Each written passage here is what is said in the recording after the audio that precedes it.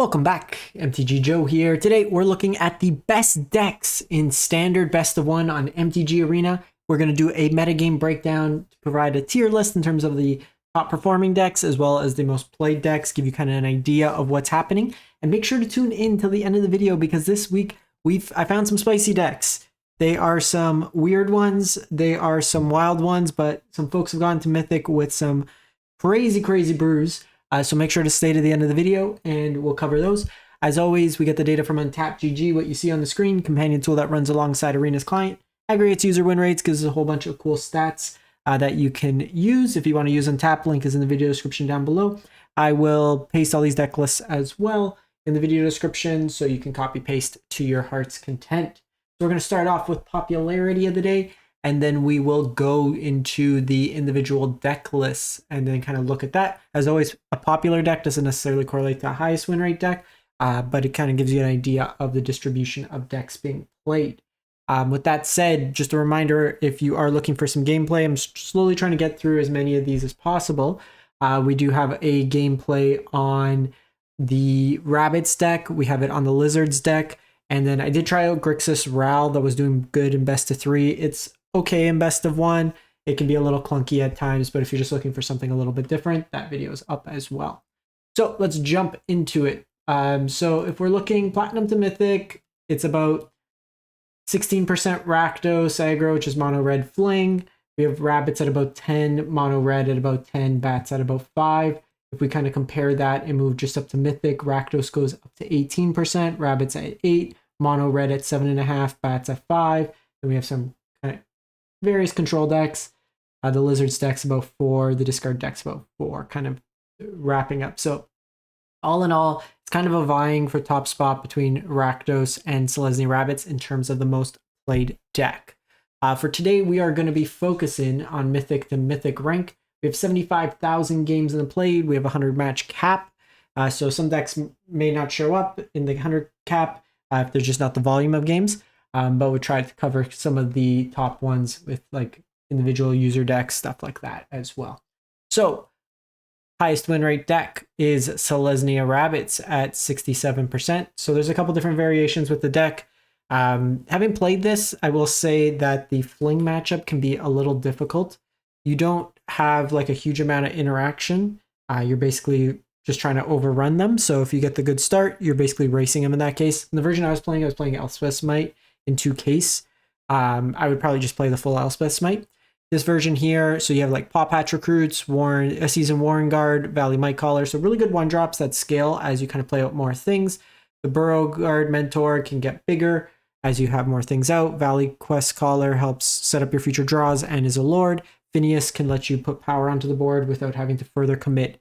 If your opponent's on like a temporary lockdown deck, you want to put power, force them out, get some card advantage potentially, but not have to, put more resources from your hand. Hop to it, like you have the really nice curve of like Season Warren Guard, Burrow Guard Mentor, and to hop to it. You also have Sanguine Evangelist in this version as another kind of anthem effect. Warren War Leader gets you either more tokens or gets you more attacking creatures. One thing to note too, you have the Offspring as another way to make tokens. Knight Aaron of Eos in this version for some more card advantage, as well as Season of the Burrow. I will say compared to like the Convoke variants, like Boros Convoke, you won't have like the turn 2 Knight Aaron in this deck. You're probably turn 3, 4 more consistently with the build itself. From there, we go to Rakdos Aggro.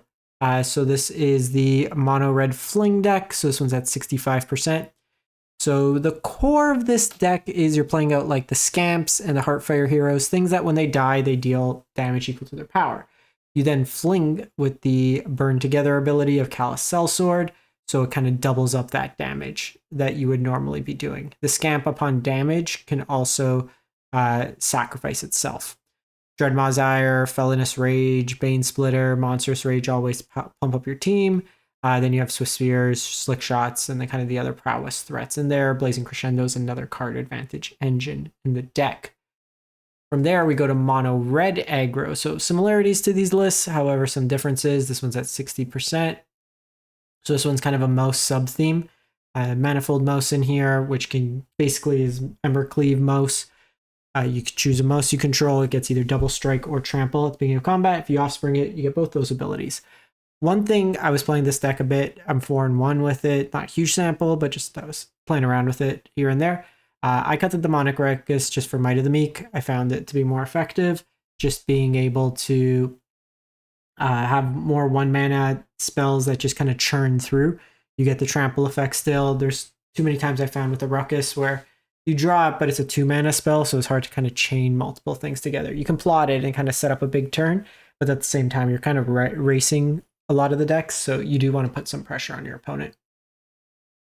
So kind of a weirdish one, mono black aggro, so 60%. So we've seen variations of mono black, but it's odd cards in here, I'd say. Bilious Skulldweller. Yes, the Demir Toxic gamers have found a new spot for this. 1-mana, 1/1 Death Touch. Like, it's not terrible in the face of all these kind of scalable creatures out of the Rakdos and the mono red decks. Now, notably, First Strike gets around the Death Touch, the Trample gets over it, but it's a way to kind of work in that case. Fairy Dream Thief. I would say the Villainous as well kind of plays nicely with Gix, where your opponent might not necessarily want to block.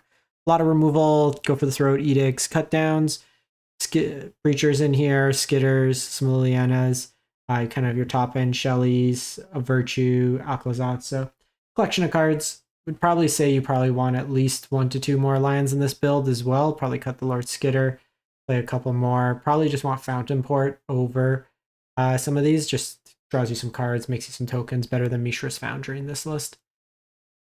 From there, we go to Orzhov Bats. So this is kind of a life gain synergy deck, 57%.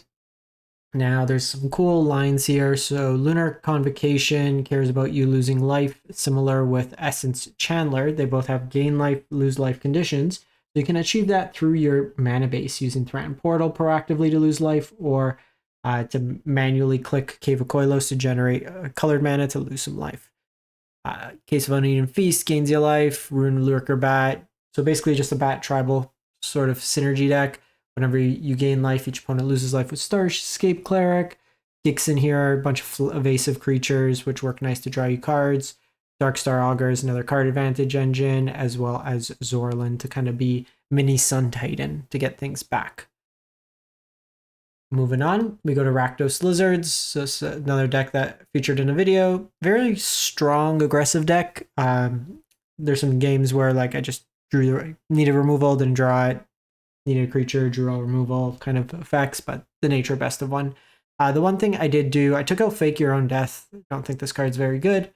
Instead, I played Scales of Shale. So target creature gets +2/0 and gains lifelink and indestructible. It costs less for each wizard you control. So this is really good in the kind of race matchup. So either if they try to kill you, or you just, gain 4, 5, 6 life. Could be a full turn cycle off of like the mono red deck to try to kill you. A lot of just proactive ways to kind of ping your opponent, whether it be Hired Claw, Iridescent Vine Slasher. That allows you to get card advantage from Fireglass Mentor. Laughing Jasper Flint is another card advantage engine. Gev makes you ping as well as get bigger creatures. Then just good removal, kind of packaged in the shell as well. Really taking advantage of these new village cards. Then we're going to go to Boros Tokens. So this one's 10-3, but like this archetype is quite strong in the format. We did a couple of videos on this already, but Caretaker's Talent is the engine of the deck. So with Talent, whenever a token comes to play, you draw a card. Parabrass Forge makes you get a token every turn, which triggers it, so you get some card advantage there. This version here, what we're starting to see with some of the lists is a couple copies of Abrade. Well, a little worse into the Rakdos deck once they start pumping compared to like Get Lost. This does provide you some range in the mirror to also hit the artifacts of Parabrass Forge. Smites, Torch Towers, just a lot of removal in the deck to try to keep you alive. Carrot Cake makes tokens, gains your life, sets up your draws with the Scry. Sweepers and Lockdown, Beza on the top end with a Virtue and Sunfall as well mixed in. And then just a lot of utility lands, Fountain Port, Myrex, Demolition Field, Sunken Citadel to reduce cost, Restless Biovac as a creature line. Now we're moving into some spice, folks. So first one up, this is from Bottizelli. They went 83-28. Kind of impressive that they only played 5 Rakdos Aggros. A lot of Golgari in their run, and it's a lot of mono black. but this is a 5-color Legends list. And folks, hold your horses. This one is spicy. So we've seen in the past Rona, Relic of Legend kind of decks. This one's also got Ancient Cornucopia, but kind of the core of the deck is you want to somewhat get cards into your graveyard with Invasion, with Rona. I would probably say you maybe want an additional Rona, but because you have the Rakdos joints up as a reanimator, I would probably play an additional copy of that, to be honest. But with this deck here, you're basically playing a bunch of legends. Annie joins up, doubles up. Joda kind of cascade. Dejuru kind of cascades down. Omnath lets you cast a couple of the multicolor, so Glarb in there, as well as Annie joins up. Tracks on the top end, Leyline Binding for cost reduction. So just ways to kind of cheat it into play, whether it just be the Leyline Binding cheat into play by having fewer casting costs, but kind of a cool one. Interesting to see. I would still think I would want probably a couple more copies of Rona, maybe over like Satoru. I don't see this doing too much. I would rather just the looting if your plans to do Rakdos joints up on the Atraxa, for example. But then you got like Glarb to play things from the top of your library, help you set up Surveil as well. All in all, cool deck. I'd be curious to see how consistent it can beat like the Rakdos deck, because you're really outside of the go for the throats, you're not interacting too quickly. Like you win the late game, but you got to get to the late game first. You then go to Toyo's list. This one went 53 and 37. This is a Squirming Emergence Reanimator deck. So this one here, a little bit more packaged, I would say. You got your Wall of the Forgotten, you got Picklock Prankster, Founding of the Third Path, Philagi, Bitter Triumph, all these cards, put cards into your graveyard, which you want. Because Squirming Emergence returns a non-land permanent from your graveyard with mana value less than the number of permanents in your graveyard. So you can reanimate Burma, you can reanimate Atraxa, it's kind of your top end. Hellish Norn, Cruelty of Gix is another reanimation spell. Split Unking makes all your lands come into play on tap, so with Burma, you kind of get that value. Harvester of Misery can be removal. That kind of comes back as well since it's stapled to a permanent style effect in there. So cool list here. Then go to Hiren's profile, 104 and 59 with, okay, so this one I had to take a look a couple times. Like they were pretty solid against the mono black decks, losses to mono red. The Rakdos deck, they're 4 and 4. Against the mid-range decks they were beating up, they're struggling a bit against the aggro, but this one's a wild one as well. So kind of from what I can tell with the main board, you're trying to exile basically all your opponent's lands.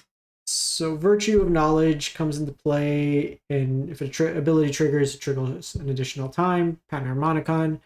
Before it enters the battlefield, if you cast the exile target artifact or land, it has all the activated abilities.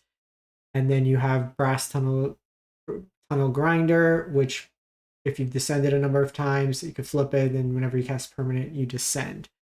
Things like Candy Trail in here sets up your early draw. Soul Partition is removal. Sunfall, Lockdown, some bases to catch up, similar with the Leyline Bindings in here. Leylines will always cost 3 in this deck, just how it's set up, but you can double up the exile. Then you have 2 Invasion of Arcavis, which is a permanent, so it would double trigger, but you can get cards from your sideboard. So the main kind of win condition is Beza. Exile all your opponent's lands and just hope they concede. Season of Burrow or White Sun's Twilight. Kind of the ways to win. Then you can kind of reshuffle your library, so even if you run out of win conditions, you can do it again and again and again. Which is kind of funny. So just really going to the long game. I'm actually curious how long each game is on average. Let's take a look. 3 minutes against mono red, 18 against black. So like 7-8 minutes probably on average, like maybe a little bit more, closer to 10. It's kind of interesting just to see the deck. And then lastly, we have Bant Control. This one went 79 and 47. Reasonable against mono red, reasonable against Rakdos, which is kind of where you want to see how it kind of pans out. So this one is from Randall. And this is Bant kind of ramp control-esque doppelgang shenanigans. So Get Lost, No More Lies as kind of early plays to kind of deal with your opponent's stuff. Cornucopia can gain you a bunch of life. Lockdown for the aggressive decks. Buried in the Garden helps you ramp and is removal. Dreadmaw's Entrancer can either tap down one of your opponent's creatures for 3 turns, or you can target your own permanent and then draw 2 cards. Bonnie Paul's a ramp target, as well as Doppelgang, targeting a whole bunch of stuff. Thundertrap Trainer, basically a way to get some card advantage, and then early blocker, Silver Scrutiny for some card advantage. So all in all, really interesting decks. So we have kind of the staple, but folks trying stuff out. I think if you are going to be brewing a bit, you have to, especially for these mid-rangey shells, you do need to either have white, I think, or have access to one of the 3 mana sweepers, whether it be Brotherhood's End, Lockdown. The black ones are a little rough. Like, that was the one thing I found with Grixis. Like, you're 1-for-1ing a lot, but you really want kind of a catch-up mechanic, which isn't necessarily offered in some of the other decks. So that's it for the week. Let me know what you've been playing, what you've been liking, and we'll catch you next time. Thanks for watching.